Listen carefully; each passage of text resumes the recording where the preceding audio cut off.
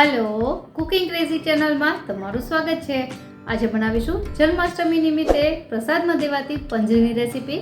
तो रेसिपी शुरू करिए और रेसिपी पसंद आवे तो वीडियो ने लाइक और चैनल ने सब्सक्राइब करवानुं ना भूलता।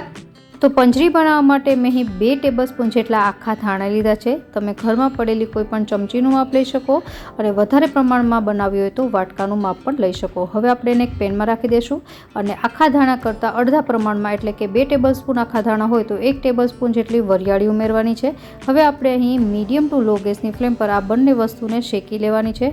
તો લગભગ 3 થી 4 મિનિટમાં થોડી ઘણી સ્મેલ છે આવવા લાગશે એટલે આપણી આ વરિયાળી અને આખા ધાણા છે શેકાઈ ગયા છે। तो આપણે ગેસ બંધ કરી દેશું અને આને એક પ્લેટમાં કાઢી લેવાનું છે અને એકદમ ઠંડા કરી લેવાના છે। જ્યાં સુધી એ ઠંડા થાય ત્યાં સુધીમાં આપણે ડ્રાયફ્રૂટ છે એ શેકી લઈએ। તો અહીં એ જ પેનમાં આપણે ડ્રાયફ્રૂટ મેં અહીં કાજુ અને બદામ લીધા છે જે ઝીણા સમારી લીધા છે।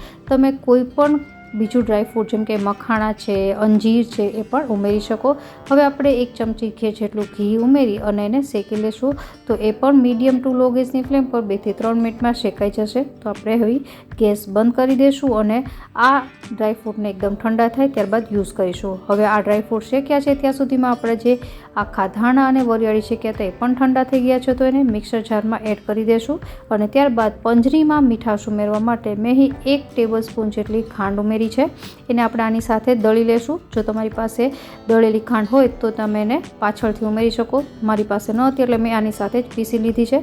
તો આપણી પાસે ખાંડ, આખા ધાણા અને વરિયાળી પીસાઈને તૈયાર થઈ ગઈ છે। તમે જોઈ શકો છો એકદમ ફાઇન પાવડર બનાવ્યો છે। હવે આપણે એને એક બોલમાં કાઢી લેશું અને ત્યારબાદ 1 થી 1.5 ટેબલસ્પૂન જેટલા સૂકા ટોપરાનું છીણ ઉમેરવાનું છે અને એને મિક્સ કરી લેવાનું છે।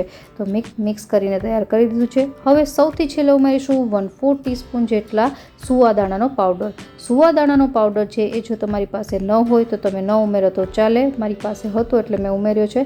જો તમારી પાસે આખા સુવાદાણા હોય તો જ્યારે આપણે ધાણા અને વરિયાળી રોસ્ટ કર્યા હતા એની સાથે તમે રોસ્ટ કરીને પણ દળી શકો। તો એ બધી વસ્તુ મિક્સ થઈ જાય એટલે હવે આપણે એમાં ડ્રાયફ્રૂટ ઉમેરી દેવાનું છે અને સૌથી છેલ્લે 1 ચમચી જેટલું ઘી ઉમેરીને બધી વસ્તુ મિક્સ કરી દેવાની છે। તો આપણી આ કૃષ્ણ ભગવાનને જન્માષ્ટમી નિમિત્તે જે પ્રસાદમાં ધરાય છે અને ભક્તોને પ્રસાદમાં અપાય એવી આ પંજરી તૈયાર થઈ ગઈ છે। અને જ્યારે પંજરી ધરો ત્યારે ઉપરથી તુલસી પત્ર રાખી દેવો। તો આપણી આ જન્માષ્ટમી નિમિત્તે ઘરે જ બનાવેલી એકદમ સરળ રીતની પંજરી તૈયાર છે। આશા રાખું કે તમને રેસીપી જરૂરથી પસંદ આવી હશે। ફરી મળીએ નવી રેસીપી સાથે, ત્યાં સુધી બાય બાય।